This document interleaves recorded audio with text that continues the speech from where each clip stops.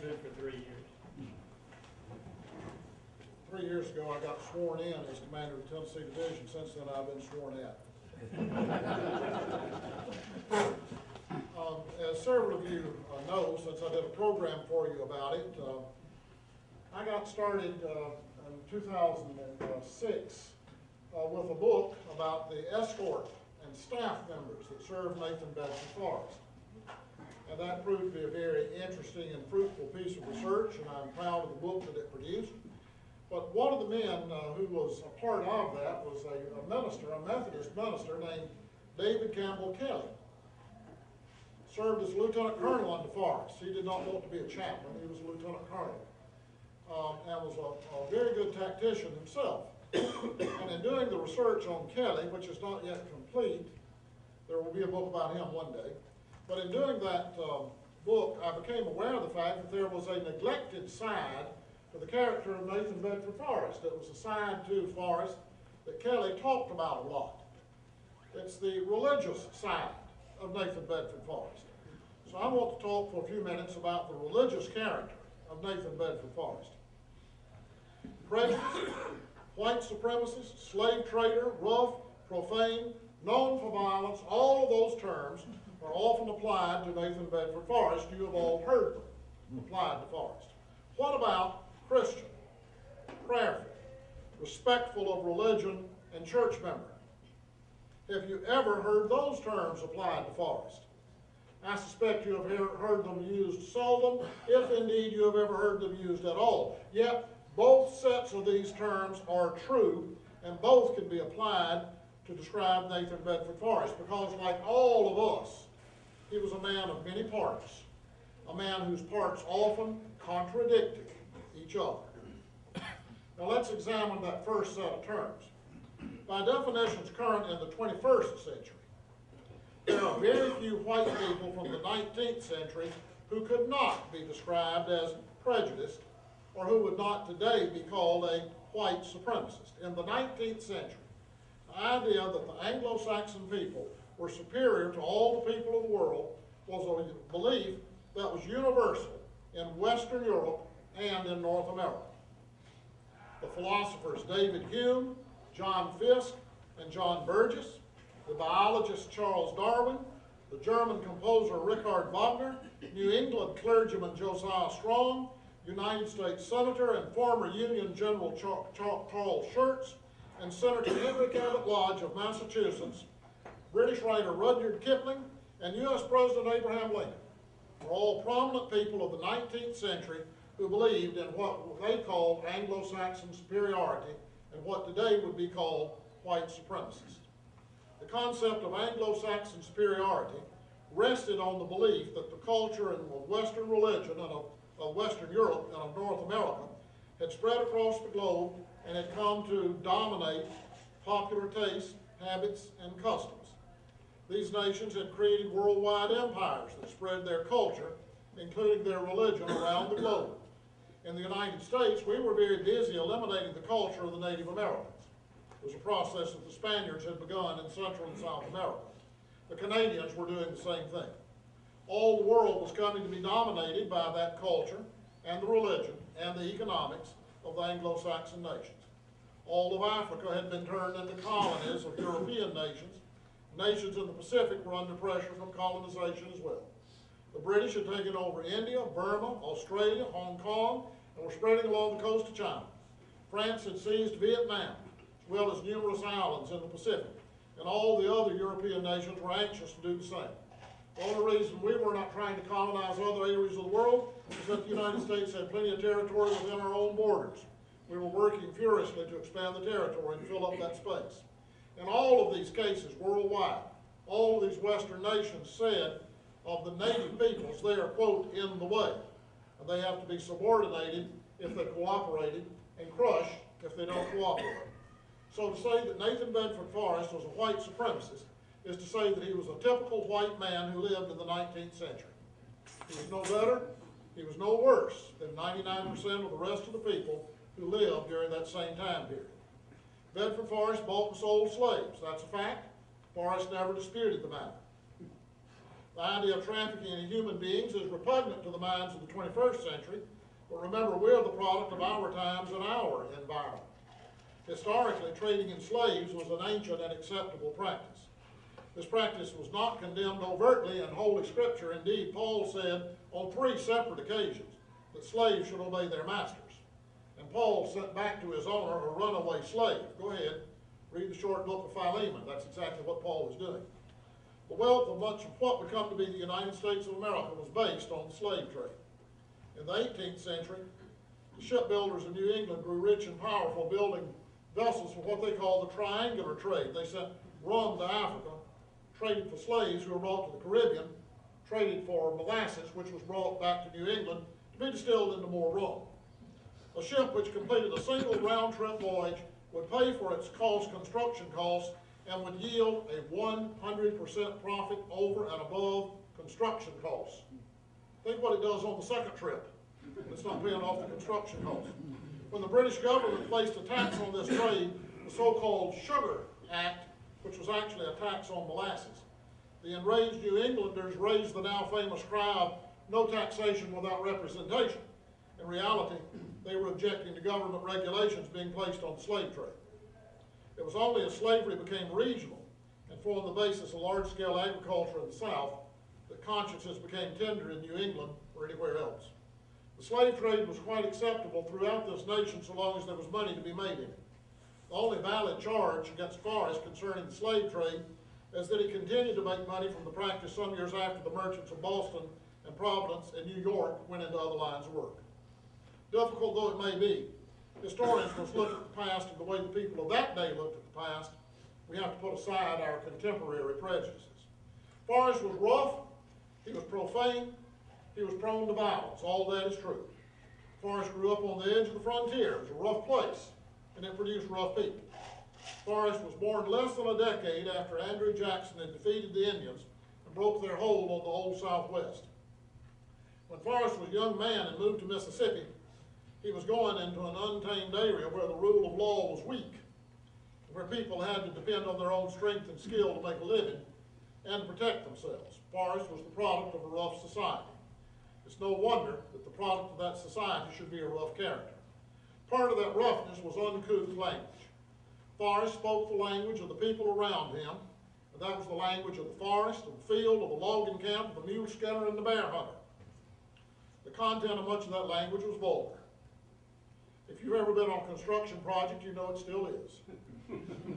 Now please note, in the 19th century, there was a sharp distinction between the words vulgar and profane. Vulgar language consisted of the use of colloquial dialect instead of standard English usage. It contained numerous mispronunciations, and it was riddled with 4-letter words of Anglo-Saxon origin. That was vulgar language. Profane language involved breaking the third commandment and taking the Lord's name in vain. Frequently, Forrest used vulgar language, but he consistently restrained from using profane language. The quick resort to the use of his fist to settle personal disagreements was common in the society in which Forrest grew up and in which he conducted his business for many years. This was part of the code of manhood, which, like that in every society, has to be enforced. Disputes were settled as quickly and as directly as possible, and fists were the chosen method. For more serious disputes, weapons were readily in hand, and they tended to be used. People carried knives because they were tools. And if you got into a fight and it was serious, you might well use the knife. Pistols were usually close at hand because there were no law enforcement agencies, and if tempers really got hot, somebody would go for a pistol. Let me remind you that President Andrew Jackson engaged in precisely the same kind of behavior as a younger man. As a matter of fact, Andrew Jackson fought a brawl on the public square in Nashville in which he killed 2 men. One with his walking cane, and the other with a knife he took away from the man that had attacked him with it. Bedford Forrest was not unusual in his resort to violence. He mirrored the society from which he came. If being rough in behavior, having a limited education, accepting the prejudices of your time, using vulgar language and resorting to violence seem to be characteristics which would prevent a person from having a respect for religion, let me remind you that there are some other people who have those same traits. Who can you think of offhand? What about Simon Peter? As I recall, he did all of those same things that Bedford Forrest did, including resorting to violence. The difference is, if Forrest had tried to split somebody's skull, he would not have cut off their ear. He would have split their skull. In more than 50 years as a minister, I have known many people very much like Nathan Bedford Forrest. There were people who had character flaws, as we all do. They dressed, spoke, and acted in a rough-hewn way, but they also had a deep respect for religion, even if they did not express a formal, personal affiliation with any religious group. Many men in the South, prior to the war between the states, delayed affiliation with a religious group, well into their lives. The exemplar of Christian piety, Thomas Jonathan Jackson, we know him as Stonewall, did not make a public profession of faith in Christ and join the Presbyterian Church until 1851, when he was 27 years old. Robert E. Lee was confirmed as a member of the Episcopal Church in July of 1853 when he was 46 years old. Braxton Bragg was baptized as a Christian in 1863 while commanding the Army of Tennessee. He was baptized in Shelbyville. We're well aware of the revivals which swept both the Army of Northern Virginia and the Army of Tennessee in 1863 and 1864, bringing thousands of adult men into the church. What we see today, with our emphasis on youth and youth groups and youth meetings and youth revivals, was not known in the 19th century. So Bedford Forrest was not at all unusual in his time and in his place in being an adult male who was not a professed member of a church. Forrest was not different from a large number of the men of his time and place, but that does not mean he lacked an interest in religion or lack of respect for the church. In the case of Forrest, this respect for the church is seen at the time he met his future wife, Mary Ann Montgomery. Now, I suspect a great many of you know the story. Forrest had moved down to Mississippi, and so had Mary Ann Montgomery, who had been left without a father. Her father had died. She and her mother had moved down to Mississippi. They were riding in a buggy and were going across a muddy creek bottom, and the buggy got stuck right out in the middle of the stream. There were two young men standing on the banks of the stream laughing at the plight of the women. When Forrest rode up, he got off his horse, got the buggy and the team out of the creek and up on the bank. Then he turned his attention to the two men who had refused to help the women. He knocked both of them into the muddy water. Both of them. And then he asked Mary Ann if he could come calling at her house. Well, of course, what was she going to say? On his first visit to Mary Ann, Forrest, who was several years older than she was, ordered all the other young men who were visiting her that Sunday afternoon to step out behind the barn with him. Instead, they all left. On the second visit, he proposed that she marry him. And on the third visit, she said yes. The Montgomerys now were church people. Mary Ann's uncle was the Reverend Mr. Samuel Montgomery Cowan, who had been the pastor of the Cumberland Presbyterian Church in Fayetteville, Tennessee, before he moved down to Mississippi. He is legal guardian of the young woman that Forrest wants to marry. So when Forrest asked her to marry him, naturally, Forrest had to take the matter up with her uncle, her legal guardian. Cowan questioned Forrest about his spiritual condition, and Forrest admitted that he was a man with a quick temper and certain bad habits, which included he liked to play cards. Bedford Forrest, incidentally, did not drink. Throughout the war, he touched whiskey once, and that was under the orders of his personal physician, who told him that he needed a stimulant, which 19th century physicians incorrectly thought that liquor was, and that's the only time that Forrest is recorded to have ever taken a drink. So while he had some bad habits, that was not one of them. He was told that Mary Ann was a very religious young woman, and Forrest replied, "That's just the sort of wife I want and I need. I need somebody to keep me straight." Now, the Reverend Samuel Montgomery Cowan was not only the uncle of Mary Ann Montgomery, he was the father of Dr. James B. Cowan, who had become Forrest's personal physician during the war. Now, it would be easy to ignore Forrest's remark about that's the sort of wife I want and need, and pass it off as the sort of thing that a suitor would say to a minister who was the uncle of the bride-to-be. But Forrest was not given to saying things he did not mean. That was not one of his characteristics. Throughout the years of their marriage, Forrest was very much under the influence of his wife, and he allowed himself to be directed by her in matters of personal behavior. She was always a tempering factor in his life, and she had the ability to soothe his temper and to guide him more than any other person. She also seems to have been a major factor in keeping Forrest in touch with the church and in leading him to become a professed Christian in later years. Mary Montgomery Forrest died January 22nd, 1893 at the home of her only son, William Montgomery Forrest, Willie Forrest. She had spent much of her later life taking care of their three grandchildren, Mary, Bedford, and William, because their mother had died while the children were all quite young. On her death, she was the same age that her husband had been at his death. And her obituary in the Memphis paper styled her as a cultured Christian lady. Now, like Forrest, the Cumberland Presbyterian Church, to which Mary Montgomery Forrest belonged, was a product of the frontier. It had been organized in what is today called Montgomery Bell State Park. It was organized there in 1810. This denomination strongly identified with the South, and its members generally became fierce Confederates. This may have been another factor in attracting Forrest to the ranks of that church in later years. Now, as an active member of the Memphis business community before the war, Forrest was not an active member of any church, but he showed respect for the church because that would have been expected of him, and it would have been quite normal for those times.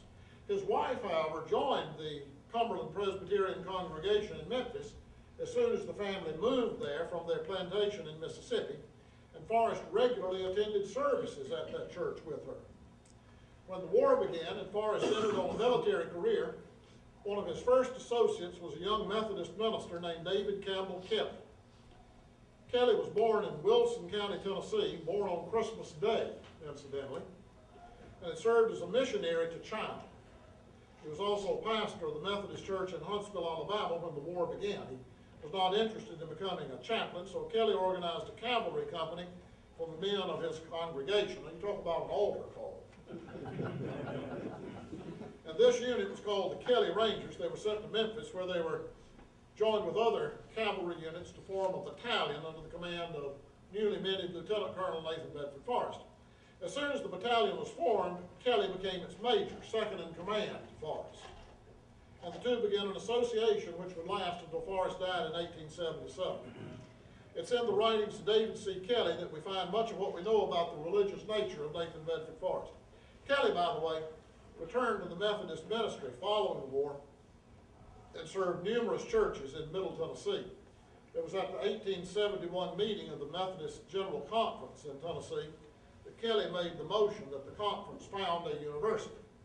That's the school we call Vanderbilt. In an article in the Confederate Veteran in 1908, Kelly said, "The writer was associated with General Forrest from a very early period in the war, first in the Forrest Cavalry Regiment, our regimental headquarters being one. We had one table and for a while one tent. Family prayers were said in the evening and grace before every meal. The son, William Montgomery Forrest, was a member with his mother, Mary Montgomery Forrest, of the First Cumberland Presbyterian Church in Memphis. By his father's consent, he became my Kelly. He became my deacon and elder, performing both functions. Later, when General Forrest was commanding a division or a corps, the son was still charged with conveying orders for religious services to be held at headquarters. With the genteel and devout bearing of the mother, commingling with the activities of his father, he conveyed the orders for headquarters services or cared for the preacher's comfort, so we all came to know and love each other quite well. It was not until since the close of the war that I was able to decipher one problem, or connect it especially with William. General Forrest made a visit to General Polk's headquarters, about 2 days' ride distant, and returned with 2 soldier youths who possessed the highest blood of our Southland. One the son of Bishop Odie of the Episcopal Church, the other the son of General Donaldson of Tennessee. For more than 2 years they had been under the care of Bishop General Polk. Forrest never told us that they were for companions to Willie in that life, to meet the anxiety and Christian culture of the mother when her health would no longer allow her to keep near headquarters watching over this boy. The general had for once forgotten battle and hardship that she might feel comfort in knowing that the companionship of the only son was charming youths of the highest birth and truest courage. This is written that the fame of their father in battle might not obscure the higher and noble characteristics of desire for Christian training and pure association for his son. Now, not only does this account from the pen of David Kelly show the influence of Mary Montgomery Forrest over her husband, it reveals a deep respect for religion on the part of General Forrest himself. The image most people have of the headquarters encampment of Forrest probably does not include the picture of Forrest paying attention to the reading of the Bible or having his head bowed before meals. But that is precisely what happened in that headquarters. David C. Kelly later wrote in yet another article, he had absolute confidence in the piety of his mother and wife, and was himself a thorough believer in Christianity, and was as fully persuaded of the efficacy of prayer in time of danger or in battle as Napoleon was a believer in faith. Throughout the war, he always gave me the fullest opportunities for preaching in our camp, courteously entertaining at his mess table all preachers whom I might choose to invite. He was always present at such services himself when it was practicable. While we were messmates, there was always family prayer in his tent at night, conducted by a chaplain or by myself. On one of our expeditions, a chaplain of the Federal Army was overtaken and captured. When he learned that he was to be taken to Forrest headquarters, every feature showed the deepest anxiety and depression. As he approached, General Forrest bade him to be seated while he was attending to other matters. A little later, supper was announced, and the chaplain was requested to share our meal with us. While all were seated, Forrest turned to him and said reverently, "Parson, will you please ask the blessing?" The minister could not conceal his surprise, and it was evident from the manner in which he looked at Forrest before being assured that he was in earnest that he expected quite different treatment. He gave expression to the gratitude he felt at being thus considerately treated. He had evidently been expected to be killed by this fierce fighter. The next morning, Forrest gave him an escort through our lines, telling him that he had no war to make on non-combatants, and humorously remarked as he bade him goodbye, "Parson, I would keep you here to preach for me if you were not needed so much more by the sinners on the other side." One of Forrest's escort recalled many years later that no one was surer to draw on himself the wrath of the general than the man who failed to show proper attention and respect for the minister who was conducting services at headquarters whenever the circumstances of campaigning permitted worship to be held. He also recalled that before every expedition against the enemy, the troops were drawn up before making the move, and before they mounted their horses, a prayer was said for their safety and success, offered by either the chaplain or by one of their officers. Forrest said in 1870 that he believed that his survival of his many battles and numerous wounds was the result of the prayers his wife had offered for him. In the midst of the Battle of Fort Donelson, as the gunboats moved up the river against the fortifications, Forrest watched in awe as the big guns crashed out and shells impacted the fort.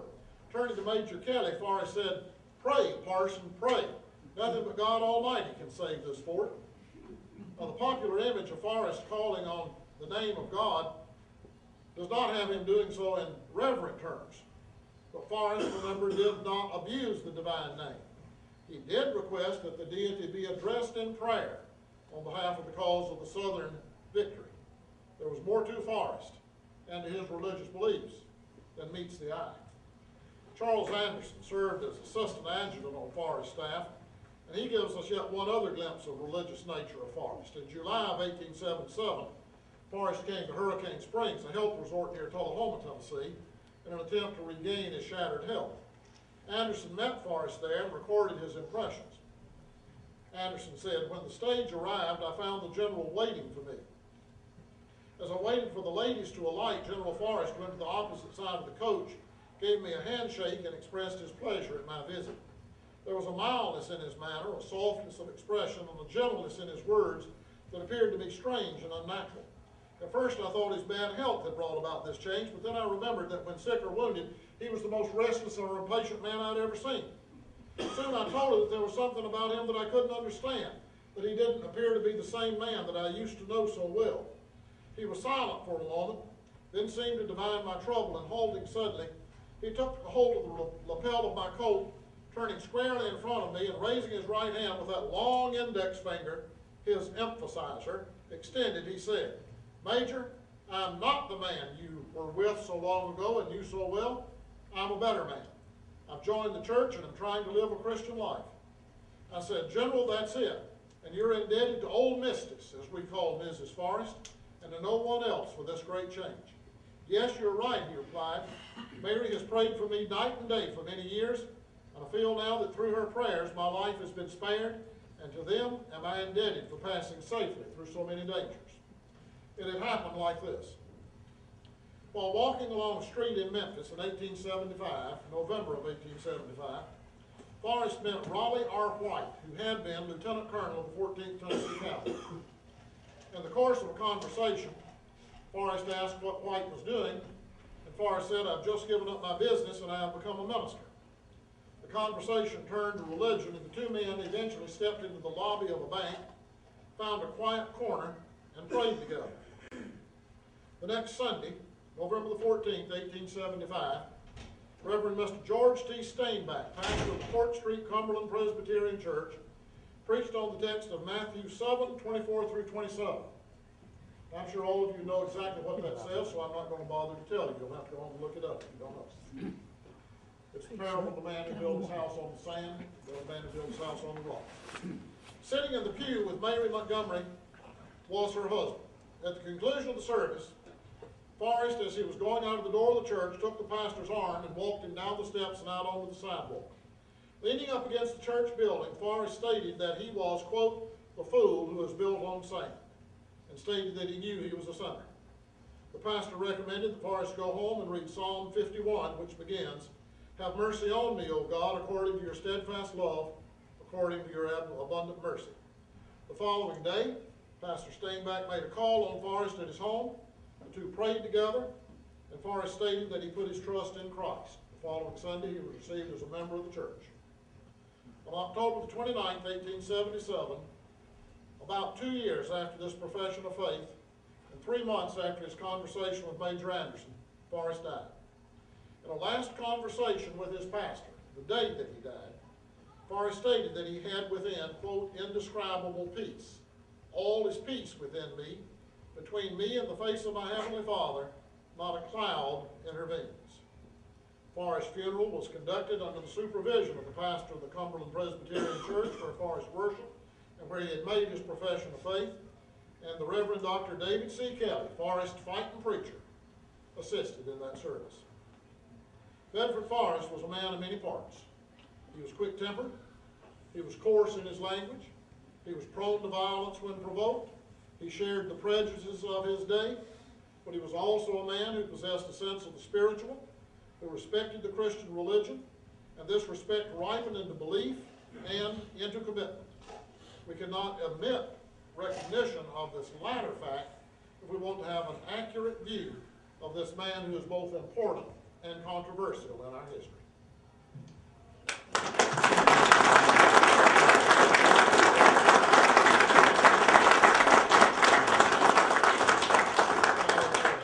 If there is a question, I would be quite pleased to entertain one or two questions, if anybody has one that you'd like to raise. That's good. I told you everything I knew anyway. Is it true that Forrest and J.B. Hill got into it? Or not Hill, but Hood? If Bedford Forrest knew anybody, any length of time, he got into it with them. There were only 2 officers who served under Forrest through the war that did not either have an argument with Forrest or have court-martial charges brought against him at one time or another. Only 2, and David Kelly was one of them. So yeah, he got As my granddaddy used to say, our family fought with George Washington, they fought with Andrew Jackson, they fought with Robert E. Lee, they fought with John J. Pershing, they fought with Dwight Eisenhower. We had never got along with nobody. Forrest was a man of quick temper, and he did not suffer fools gladly. If he thought you were making a mess of things, he told you in unmistakable terms that you were making a mess of things, and he used the rough language that he had grown up with to tell it.